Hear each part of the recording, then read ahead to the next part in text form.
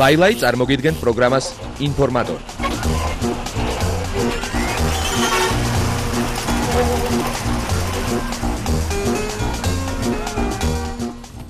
მოგესალმებით კიდევ ერთხელ. თუ თქვენ გაინტერესებთ კვირის განმავლობაში მსოფლიო შოუ ბიზნესში მიმდინარე საინტერესო მოვლენები, სწორედ თქვენთვის ეთერშია პროგრამა ინფორმატორი ლაილაისთან ერთად. მიუხედავად იმისა, რომ ეს კვირა საკმაოდ დაძაბული იყო ჩვენთან, შოუ ბიზნესში მაინც ხდებოდა საინტერესო სიახლეები. ასე რომ განტვირთვისათვის სწორედ მათ გავეცნოთ.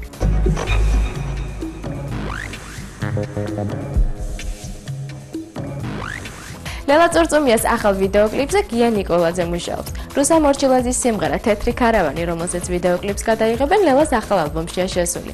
რაც შეეხება გია ნიკოლაძეს, მას მაყურებელი როგორც ნიკოლ შოუს ერთ-ერთ წევრს ისე იცნობს. ნამუშევარი ჩამოყალიბებული რაღაცა არის. ეხლა ცალკე სხვანახატი რომ მივუდო, ოკეი. არც აიგში ჩვენ რომ მივცეთ კადრი ჩვენი გადაღებულის და რო უთხრა, აი აქიდან გამოდი ნახატი. ო ის იმ კადრს ისე დახატავს, რომ აი ესეთ ნახატად აქცევს რა.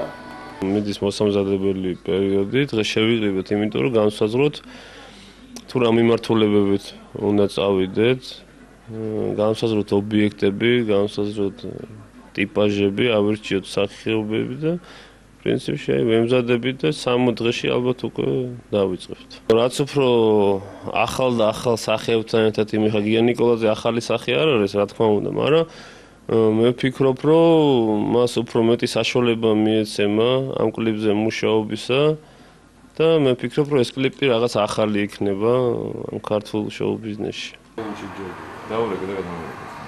მე ესე ვფიქრობ, შუშის პუბლიკები რო გახსოვს ტუალეტები. რეალური შანსი გვაქვს, რომ გამოვამჟღავნოთ ის, რისი გაკეთება შეგვიძლია და აქამდე არ გავიკეთებია.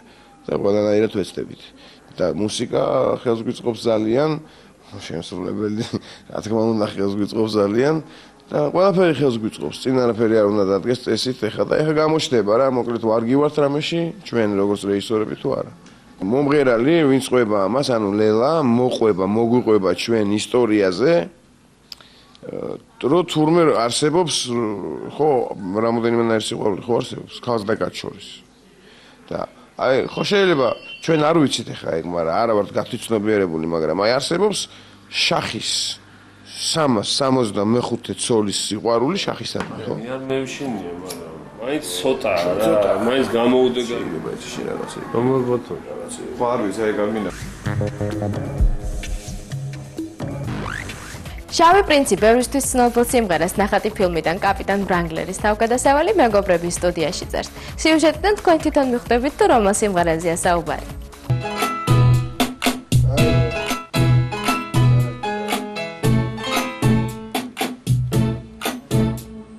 ვასრულებ ახალ სიმღერაზე მუშაობას, კლიპიც მოყვება ამას, ნუ არ მინდა მაინც ეხა რომ დავასრო მოვლენებს და თავში ვიკავებ რა სიმღერაა, რა მიმართულებაშია, როგორ კეთდება, ამაზე არ ვისაუბრებ და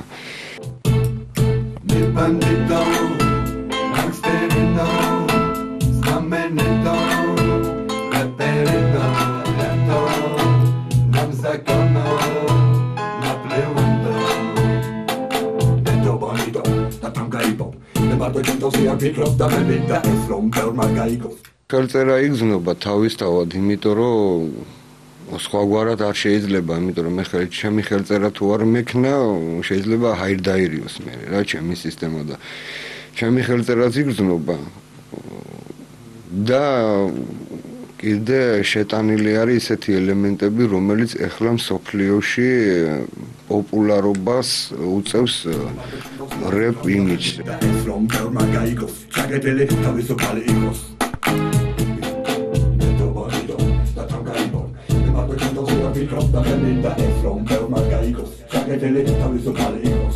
თემა არის ჩემი, ტექსტი ჩემი არის, არანჟირების ავტორი ზაზა ხუბუკელაშვილი.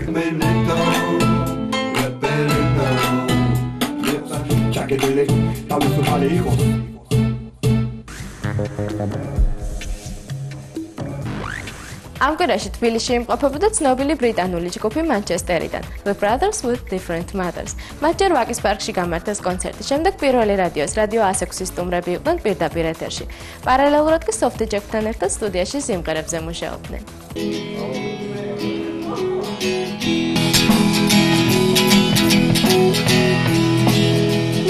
brothers with different mothers Manchester-დან, ანუ ძმები განსხვავებული დედებით.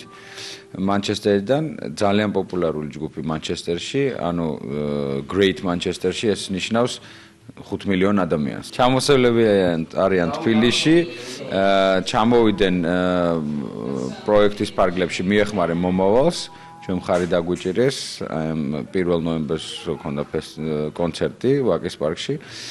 და სხვადასხვა გმირული საქციელია, იმიტომ რომ მანამ ორ სხვა ჯგუფთან ჰქონდა მოლაპარაკება და უარი გვითხრეს, იმიტომ რომ საელჩოში უთხრეს საშიში არ ჩახვდეთ საქართველოში და ამად გადაწყვიტეს ჩამოსვლა. რაც შეეხება ამ ჩანაწერს, რომელიც ახლა კეთდება ქართულ ჩანაწერებში, ხო? ღამე მოვედით სადღაც რომელზე არა, მოვედით სადღაც პირველის ნახევარზე და 5-მდე აქ ვიყავით, ვიწერდით ისე სპონტანურად და რაღაც ჩაწერეს და ეხლა ამ სიმღერის დამუშავება ხდება.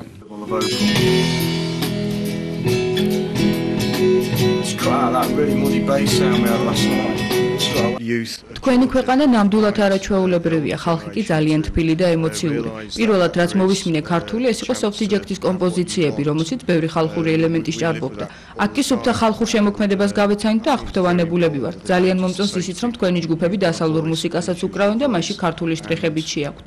ხოლო რაც შეეხება ჩვენს ხვალინდელ კონცერტს ნოანუაში, შევეცდებით განსხვავებული ახალი კულტურა შევთავაზოთ ხალხს ჩვენი მუსიკის სახით.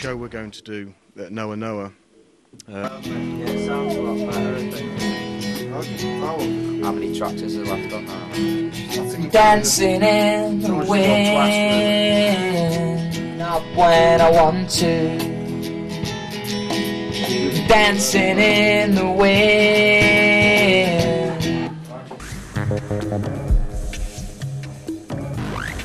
როგორც გასულ კვირას გვპირდებოდით ინფორმატორში, ჩვენ სისტემატურად შემოგთავაზებთ სხვადასხვა რადიო თუ ინტერნეტ გამოკითხვის შედეგად გამოვლენილ 10 საუკეთესო ქართულ სიმღერას.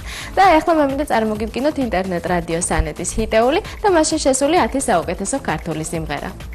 მაშასე მე-10 ადგილზე მოთავსდა ქეთათოფურია და ჯგუფი ინტრო სიმღერით გვახსოვს. ინტერნეტ რადიო სანეტის მომხმარებელმა მე-9 ადგილზე მოათავსა შავი პრინცისა და ჯოკერის სიმღერა მუღამი მაქვს შენი.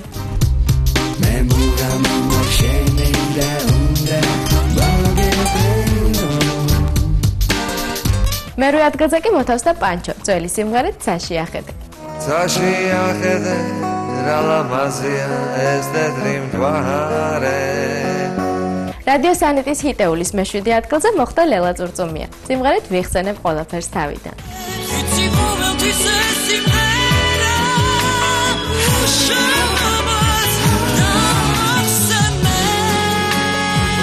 რაც შეეხება მე-6 ადგილს, ეს პოზიცია დაიკავა ვერიკო ტურაშვილმა სიმღერით შენზე.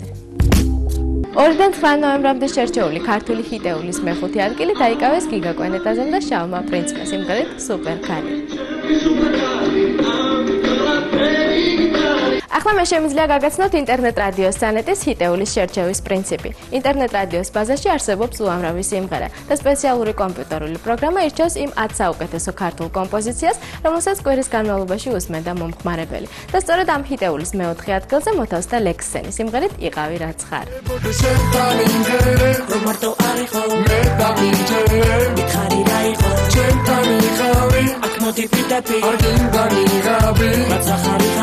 და აი მივახლოვდით მე-3 ადგილს, რომელზეც მოხვდა აგნესა სიმღერით ბედის წერა.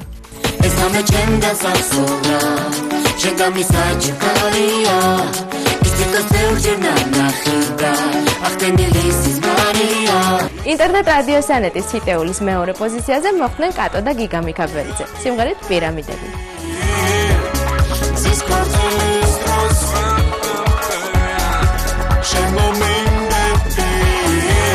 ინტერნეტ რადიო სანეტის ჰიტეულის პირველი საპატიო ადგილი კი მოიპოვა ლექსენმა სიმღერით ხელები მაღლა.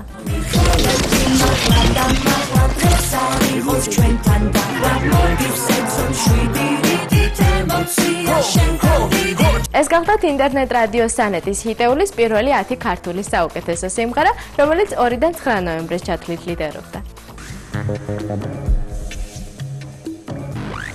თანამედროვეობის ერთ-ერთი ყველაზე ცნობილი კომპოზიტორი, ჰოლივუდის მუსიკის პოპულარული წარმომადგენელი ლალო შიფრინი ოპერისა და ბალეტის სახელმწიფო თეატრში ევგენი მიხელაძის სახელობის სიმფონიურ ორკესტრთან ერთად 6 ნოემბერს არაჩვეულებრივ კონცერტს მართავს.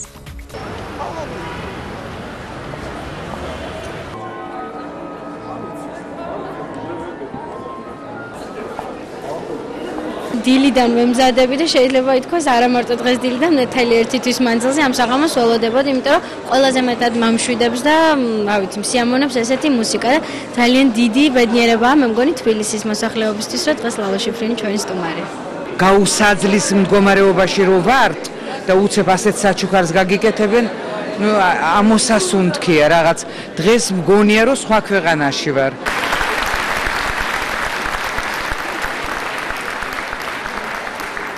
მოგდანებო და ბატონებო საღამომშვიდობის მოგესალმებით. მადლობთ რომ მოხვედით დღეს. ძალიან საინტერესო საღამო გველოდება.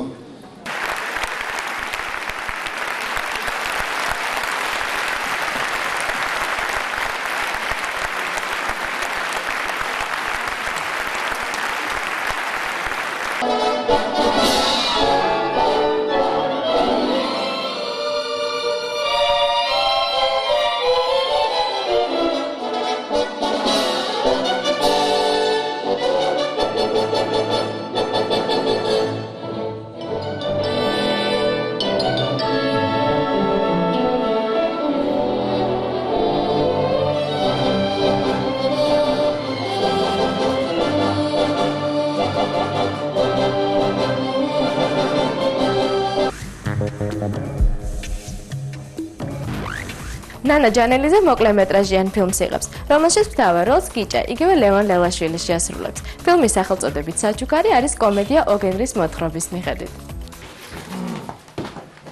ხო, არ პრინციპში რა ეგრე და ეს რო პრიალები. და ესეც რო დავაყრევ, ხო? კინოფილმში ჩემი დებიუტი შედგება როგორ მოხდი აქ არ ვიცი როგორც ვიცი ნანა ჯანელიძე აგროვებდა ჯგუფს ნუ იყო სინჯები ჩემს გარდა ჩვენს ირაკლის გადაუღეს ფოტოები ჯაბას გადაუღეს ფოტოები ნუ და სინჯებზე შემდეგ მოვედი ნანა ჯანელიძე იღებს ფილმს ესე იგი საჩუქარი როგორც ისით და სინჯებზე რა ვიცი დამამტკიცეს მოეწონა ჩემი კანდიდატურა ხო ხედავ თმაც გამიგეთეს მალამაზებენ მაქსიმალურად და მე მგონი ძალიან საინტერესო ფილმი უნდა გამოვიდეს. ეს იქნება მოკლემეტრაჟიანი, ესეთი ნაღვლიანი კომედია, რაღაც ესეთი.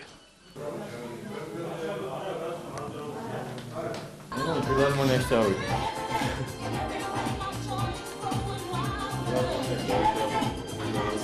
ჩვენი გენერალური პროდიუსერი არის ბატონი ელდარ შენგელაია. ფილმს აფინანსებს ბატონი ივანიშვილი და იყო გამოცხადებული კონკურსი მოკლემეტრაჟიან ფილმებზე. საერთოდ მე როგორც ვიცი, იყო ასეთი იდეა, რომ აღდგენილი იყო ეს არაჩვეულებრივი ჟანრი, მოკლემეტრაჟიანი ქართული მხატვრული ფილმები. და სწორედ აი ამიტომ გამოცხადა კონკურსი, გაიმარჯვა 4 სცენარმა. და ახლა ჩვენ ვართ აი ამ 4-ში მესამე ფილმი, რომელიც ჩაეშვა წარმოებაში. გადაღებას ალბათ დავეწყებთ რამოდენიმე დღეში. ახლა მიდის ასეთი მოსამზადებელი სამუშაოები, რომ მსახიობებს ესე იგი მიეცეს ის სახე, როგორც უნდა იყოს ესე ფილმში, ეს არის კომედია ოგენრის მოთხრობის მიხედვით. ჩვენ ახან ეს გვინდა რომ იყოს კომედია, გვინდა და კომედიური, ესე იგი კომედიური ნაპერწკლის მქონე მსახიობი და რაღაცა მე მგონი ეს პირველი როლია თვალწები ლევანის და მე მგონი რომ შეიძლება აქედან დაიწყოს მისი ახალი კარიერა.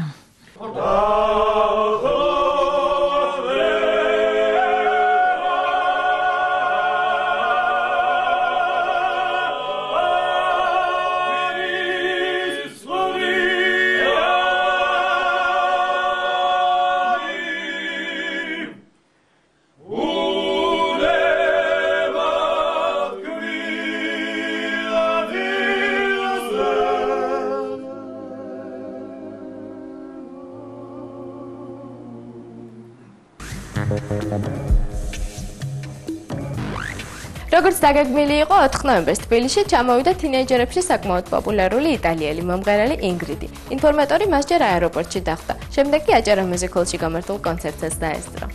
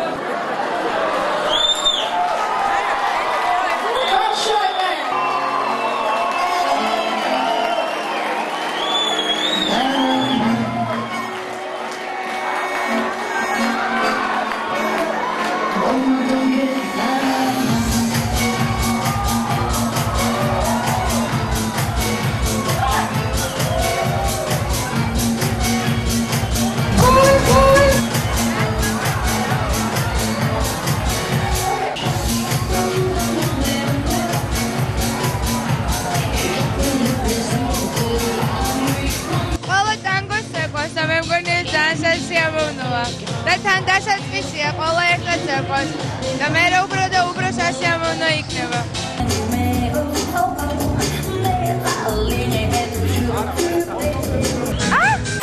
ძალიან მომწონს მისი შემოქმედება საერთოდ და მე თქვარი მსმენელი ვარ მისი შემოქმედებით, ძალიან კარგია. ძალიან დიდი ენერგია გამოდის მისგან და ძალიან კარგად ხალისობს ყველანი.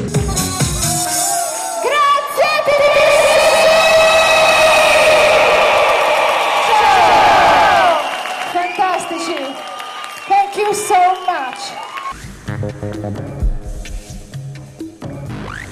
მოსკოვში დასრულდა Fashion Week-ი, რომელშიც მონაწილეობას ორი ქართველი დიზაინერი, მაკა ასათიანი და ავთუც კვიტინიძე იღებდა. ორივე მათგანის ჩვენებამ საკმაოდ წარმატებულად ჩაიარა. აი რას გვეყვება პრომოუტერი ვანიკო თარხნიშვილი ამ ჩვენების შესახებ. და პირველ რიგში ყველაზე ძალიან მიხარია ის, რომ თვითონ ეს მოდის კვირეული, როცა მოდის კვირეული ძალიან განვითარდა და 16 დიზაინერიდან ეხლა 51 დიზაინერი მონაწილეობდა და კიდე ბევრად დიდად გამიხარდა ის, რომ აი ამ 51 დიზაინერს შორის იყო აგრეთვე ქართველი და ჩვენი მეგობარი ავთუც კვიტინიძე, რომელსაც მიიღო მონაწილეობა პირველად ამ Fashion Week-ზე და ძალიან კარგი გამოხმაურება ჰქონდა მის კოლექციას. მაკა ასათიანის ბრენდს აქვს ძალიან კაი დაფასება მოსკოვში და თვითონ მოდის კვირეულის მიერ. ჩვენ ბოლო დღეს დაგვინიშნეს ჩვენება, რომ დაგვეხურა ის მოდის კვირეული და ესე ძალიან დიდი პატივი იყო, ძალიან გაგვიხარდა. მაგრამ ყველაზე მთავარი მაინც რაც სასიამოვნო იყო ჩვენთვის თვითონ შეფასება, რაც მიცეს კოლექციას, რაც საქმიანად და პროფესიონალურად ძალიან მნიშვნელოვანი არის ჩვენთვის, იქიდან გამომდინარე, რომ თქვენს რომ დასავლური მოდა შემოდის ახლა რუსეთში და მაკა ასათიანის კოლექცია აღმოჩნდა ერთ-ერთი სტიმულატორი, ერთ-ერთი ბიძგი აი ამ მოდის სწრაფად შემოსვლის. წარმოდგენილი იყო 35 კოსტიუმი და ჩვენ თანამშრომლობთ, როგორც მოგეხსენებათ, მაღაზია მარკესთან მისი გახსნისთანავე, ანუ მის გახსნაში, ამ მაღაზიის გახსნაში მივიღეთ მონაწილეობა რამოდენიმე წლის წინ და სულ თანამშრომლობთ ამ ბუციკთან და ამჯერადაც პირველ რიგში რაც პრიორიტეტად სარგებლობს ხოლმე ყოველთვის ბუციკი მარკი, რომ პირველი შეკვეთა მანდ გააკეთოს. ძალიან ბევრი ახალი კონტაქტი და კონტრაქტი გამოჩნდა. ეს მიანიშნებს იმას, რომ თვითონ რუსეთის კერძოდ მოსკოვის ტანსაცმლის მოდის ბაზარი ბრენდის მიმართულებით ვითარდება.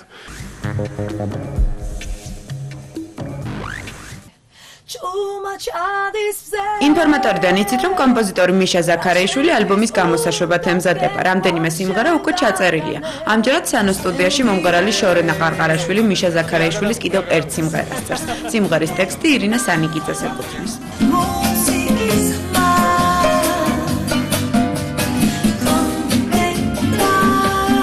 მიშას სხვათა შორის ჩვენი მსმენელი და ჩვენი მაყურებელი ხალხი ჩვენი იცნობს სულ სხვანაირი მიმდინარეობით, ანუ ისეთი ქალაქური სიმღერებით და ეს არის აბსოლუტურად განსხვავებული სიმღერა, ეს არის ბოსანოვა.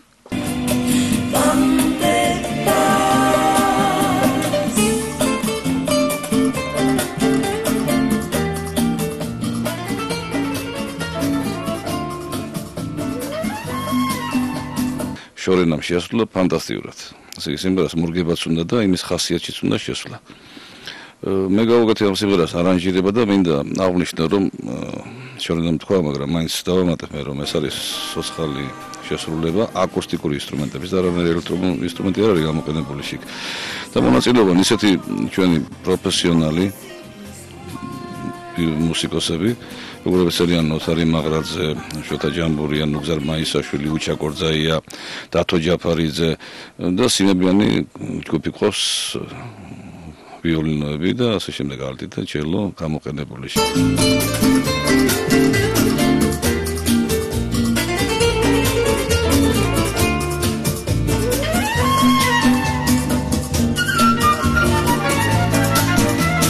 სიმღერა მე დიდი ხანი აქვს შექმნილი, ველოდებოდი აი ვის ემღერა.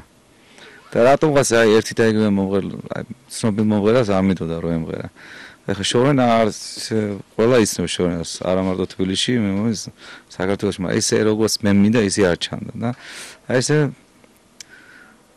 ავის წვიმალე მე როგორც მინდოდა ისე ჩაწერა და არ ვიცი რატომ ვერ მოვერიედას სადახარ სად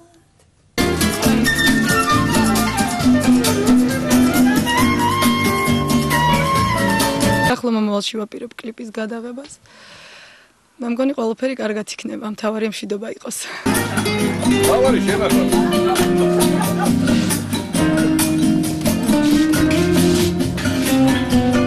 და ვაპირებთ კიდე გვაქვს ეგეთი პროექტი, რომ გავაგრძელოთ ესეთი ცოცხალი ექსპერიმენტები, რომლებიც პირველ ეტაპზე წარმატებით დამთავრდა.